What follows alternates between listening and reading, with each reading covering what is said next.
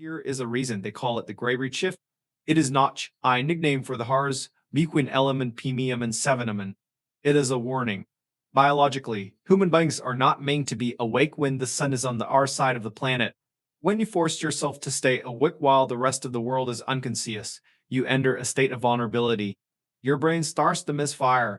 Shadows linger a little longer than they should. Silence becomes heavy, like a physical weight pressing Aster Aram's canes. But for those of us who have worked these shifts, we know the truth. It is not just sleep deprivation playing tricks on your mind. The truth is when the world is empty, things come out to fill the void. The rules of reality are thinner at 3 mm.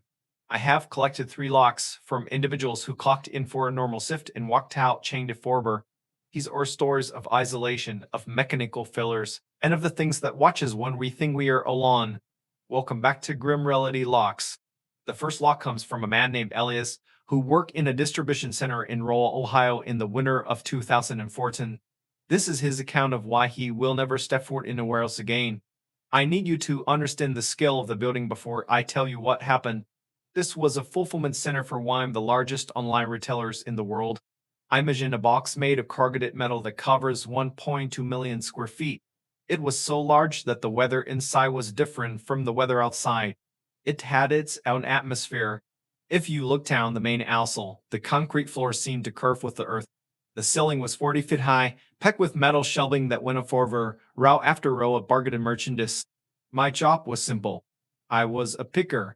I did not have a boss. I had a headset. We called it the voice. It was a computerized femal voice that lived in my ear for 10 hours a night. It would tell me a location, like ISO 300, bin 4, level B. I would walk there, scan the item, put it in a yellow plastic tote, and put the tote on a conveyor belt. Then the voice would give me the next location. I did this thousands of times a night. Beep, pick, walk, beep, pick, walk. It was February. The nights were brutal. The temperature inside the warehouse hovered around 50 degrees, but near the loading docks, it dropped to freezing. The wind would howl against the metal siding, making the whole building groan like a dying ship. On this specific night, I was working the shift from 6 p.m. to 4:30 a.m. It was a Tuesday, which my volume was low. By 2 a.m., most of the art pickers had been sent home, removed to the packing department on the other side of the facility.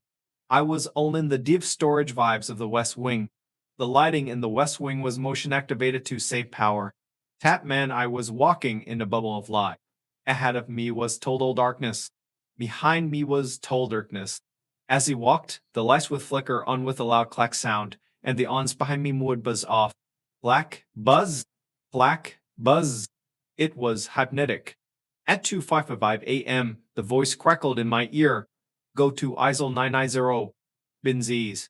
Level 1. I stopped looking. ISO 990 was the overflow section. It was at the very back of the warehouse, nearly a mile walk from the break room. We called it the barnyard. We barely ever went back there because that is where they store the heavy, non-conventional items like KAK parcels, bags of summoned, and seasonal decorations that hand sold in tree rest. Repeat, I said into my microphone. Go to ISO 990. Binzies. Level 1, the voice said. Our tone was flat, synthesized, and completely indifferent. I sighed and started the trek. The further back I went, the colder it got. The hum of the conveyor belts faded away until their way unfelt the sound of my steel boots hitting the concrete. Todd, Todd, Todd. When he reached the 800s, the air smelled still. It smelled like old cardboard and dust. The motion sensors were lagging here. I would have to wave my arms to get the lights to trigger. Clack, light, darkness, clack, light, darkness. I finally reached the 900s. It was dead silent. I mean absolute zero silence. My breath was misting in the air. I looked at my scanner. It directed me to the very last shelf against the back wall. Arrived, I said. Pick item, the voice commented. But it didn't give me a project description. Usually it would say pick item blue toaster or pick item Harry Potter DVD. This time, it just stayed pick item. I looked at Benzies. It was a bottom shelf location, a large pallet space on the floor. I called down. The center's light beam cut through the gloom. The bin wasn't empty, but it didn't have merchandise. Hushed all the way to the back behind a wall of shrink-wrapped boxes of potting soil was a nest.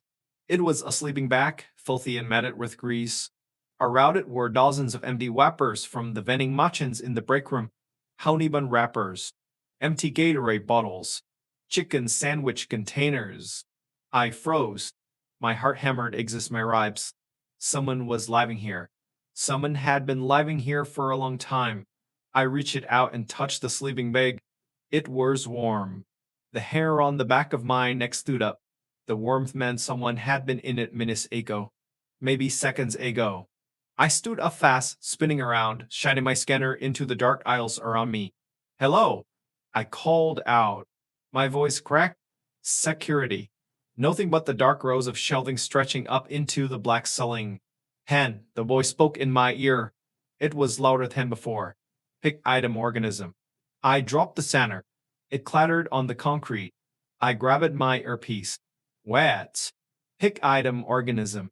Quantity 1. I heard a sound. It came from the top of the shelving unit directly above me. It was a soft, wet sound, like a wet sponge hitting the metal grating. Slap. I looked up. The motion sensor light above me flickered. For a split second, I saw something pale squeeze between the pallets on the fourth level up, 30 feet in the air. It was limbs. Too many limbs. Pale, white-skinned that looked like dough. It was clinging to the wrecking like a spider, but it had the face of a man. Its eyes were wide, Lexus, reflecting the light of the scanner on the floor. It opened its mouth, and I heard the exact same sound as the headset. Pick item, the thing hissed. It wasn't a synthesized voice. It was mimicry. It was copying the sound of the system. I didn't think. I didn't breathe. I turned and ran. I ran faster than I have ever run in my life. I didn't wait for the motion lights. I ran into the pitch black, trusting the main aisle was clear. Behind me, I heard the clack of the lights turning on. Something was chasing me, triggering the sensors as it moved. But it wasn't running on the floor. The sound was coming from the shelves. It was scrambling along the metal wrecking, leaping from aisle to aisle, parallel to me. Clack, clack, clack. It was gaining on me. I saw the light of the main conveyor hub ahead. I sprinted, my lungs burning, my legs feeling like lead. I burst into the light of the sorting area where 2 other guys working. I called up stick spin, pointing back at the dark tunnel of the west wing. They looked at me like I was crazy. The tunnel was empty. The lights were all off. I told my manager. He looked at the system logs. He said I never went to the 900. He said my scanner had been idle for 4 to 5 minutes. He said I must have fallen asleep standing up. I quit the night. I left my badge on the desk and drove home. But here is the part that keeps me up at night. A few months later, I ran into an old coworker at the grocery store. I asked him both to buy it. He got quiet. He told me that they eventually cleared out the section to make room for new robotics. He said when they moved the pallets, they found a little hollow space behind the racking. He said they found hundreds of chicken bones struck clean. And they found a headset. One of the old models we used to wear. It was still turned on. And the battery never died. Hospital or place of science, ardor, and sterility. We think of them as safe havens, brightly lit fortresses against death. But ask anyone who works the intake disk at an inner city era what happens on a slow night, and you will see the color drain from their face.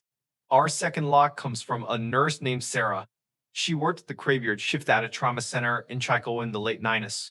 This was before electronic rakers were fully integrated, back when everything was paper, pen, and intuition.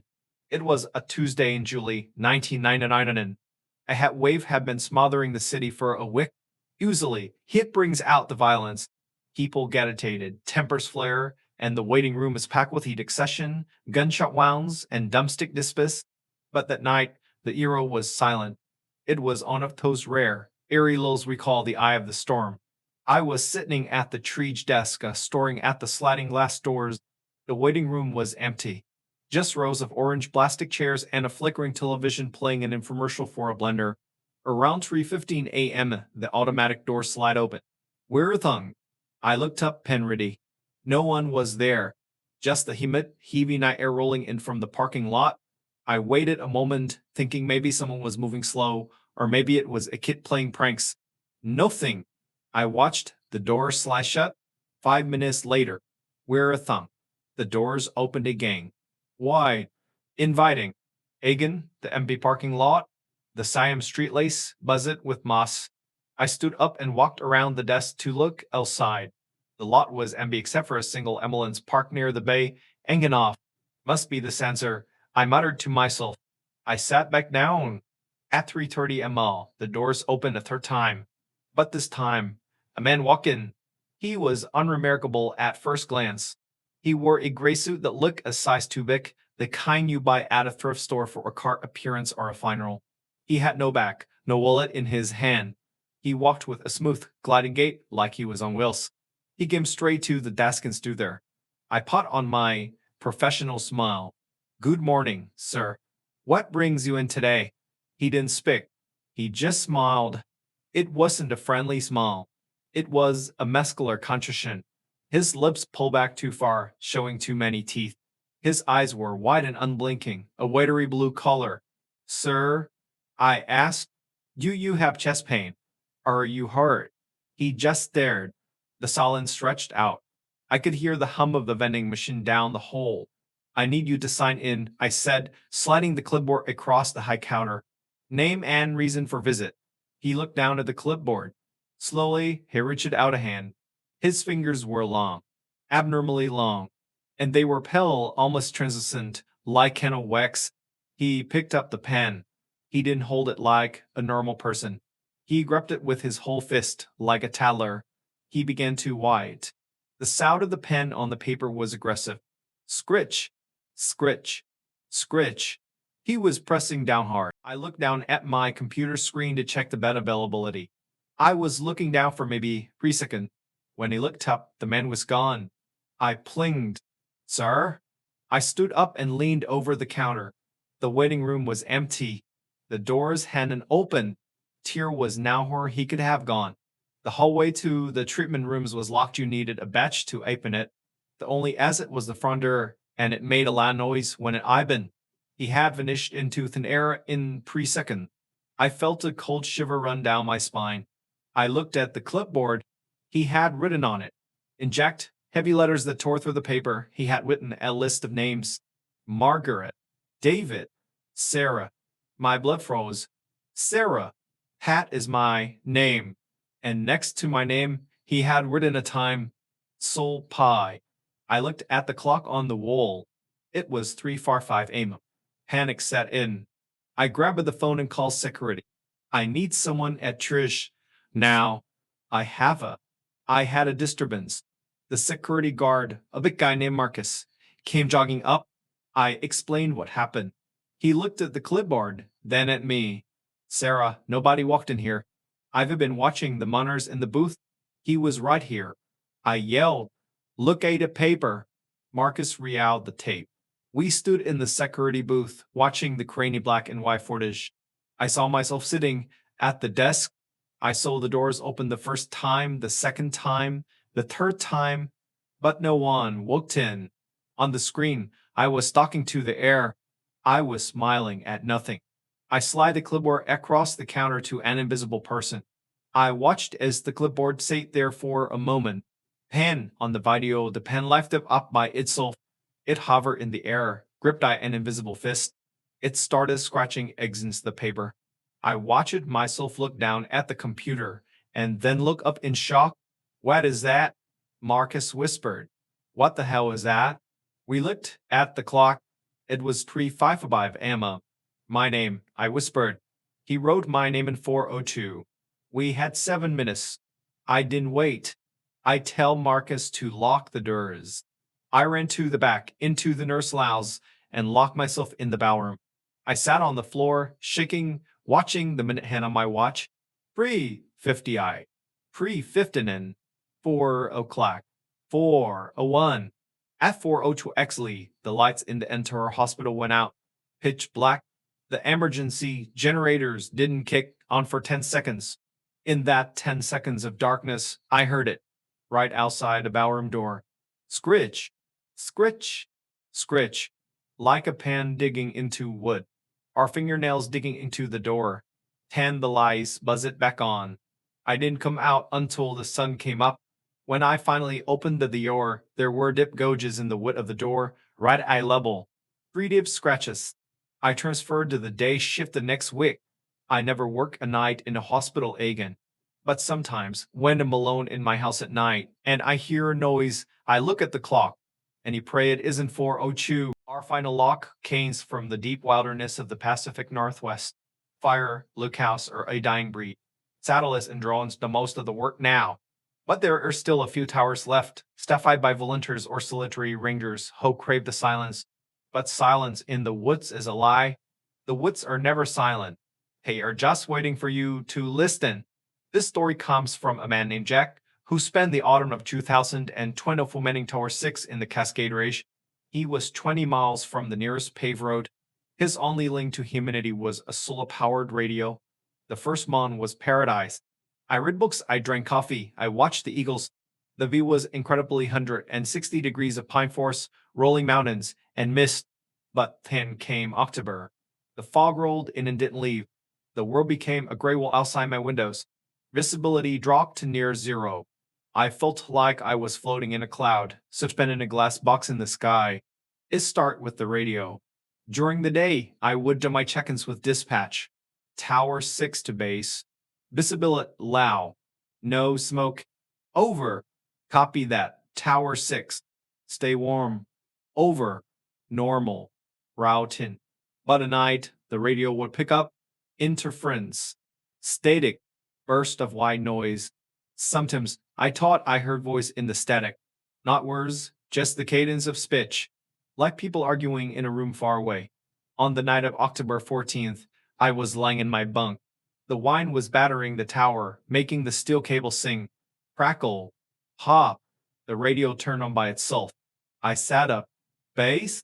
This is Tower 6. Silence. Hen. A voice cut through the static. Tower 6. Visibility low. No smug. Over. My blood ran cold. It was my voice. It wasn't a recording of my chicken from earlier. The tone was different. It sounded terrified. It sounded like I was crying while singing it. I grabbed the mic. Who is this? This is a viral channel. Identify yourself. The voice came back instantly. Who is this? This is a viral channel. Identify yourself. It was mimicking me perfectly, but with a delay.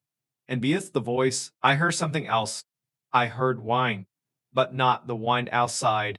It sounded like the wind inside a tunnel. And I heard footsteps. Clang, clang, clang. Metal footsteps. I looked down through the glass floor hatch. The tower stood on 60-foot steel legs. Here was a metal stairs that wound its way up to the catwalk. Clang, clang. I heard it on the radio, but I also heard it outside. Someone was climbing the tower. I grabbed my flashlight and the flare gun, the only weapon I had. I shone the light down through the window.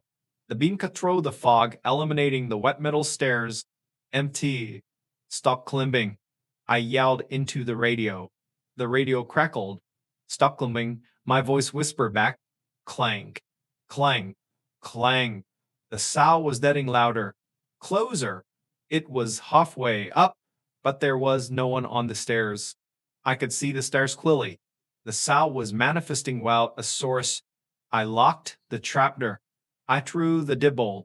I backed away into the corner of the smoke cabin, aiming the flare gun at the floor. The footsteps reached the top landing. They walked around the catwalk. Hum, hum, hum. Heavy. Deliberate. They stopped right outside the door. I held my breath. The handle off the door began to turn. Slowly. Squeak. It was locked. It rattled. A heavy weight slammed against the door. Bam. The whole cabin shook. Bam. Let me in, the radio said. It wasn't my voice anymore. It was a voice that sounded like grinding stones. Let me in. It's cold out here. I went to see the view. I didn't answer. I just prayed. Bam. Bam. Bam. The glass in the window panes rattled. I thought they would shatter. 10. Silence. For 2 hours, I sat there, gun pointed at the door. The sun began to rise, turning the fog a lighter shade of gray. At 6 a.m., the radio crackled one last time. See you tomorrow, Jack. I packed my bag and hikes out that morning. I didn't wait for a relief ramber. I left the radio on. I left the keys. When he got to the base of the tower, I looked at the mud arrow at the bottom of the stairs. Here were footprints, but they weren't boot prints. They looked like bare feet, but they were enormous, 18 inches long, and they only had 3 toes. He went up the stairs. He didn't come down. I tell the forced dry service I had a family emergency. He sent a guy to check the tower a week later. He said everything was fine, but he says something weird. He said he found the radio smashed to pieces, and all the windows were open. I don't go hiking anymore. I stay in the city. I stay where there are streetlights and people and noise, because I know that up there, in the quiet, something is still waiting for Tower 6 to come back on the air. Peace, relax, or just a fraction of what happens when the sun goes down. We build our cities, our warehouses, and our hospitals to function 24 hours a day. We pretend that time is this a number on a clock, but the human mind knows better. It knows that we are diurnal creatures, mind to high when the predators come out. When you take a job on the night shift, you are selling more than just your time. You are selling your safety. You are agreeing to step into a world where the laws of physics are merely fictions, where silence has a voice, and where you are mere ever trillion. So the next time you are awake at 3 a.m. and you hear a creak in the hallway or the street lamp outside your window flickers, don't look, close eyes, turn up the music. Because if you look into the dark long enough, eventually the dark will look back, and it might just decide to clock in. If you want to keep these locks open, leave a like and subscribe to Grim Remelet Locks. Let me know in the comments which story kept you up tonight. Stay safe.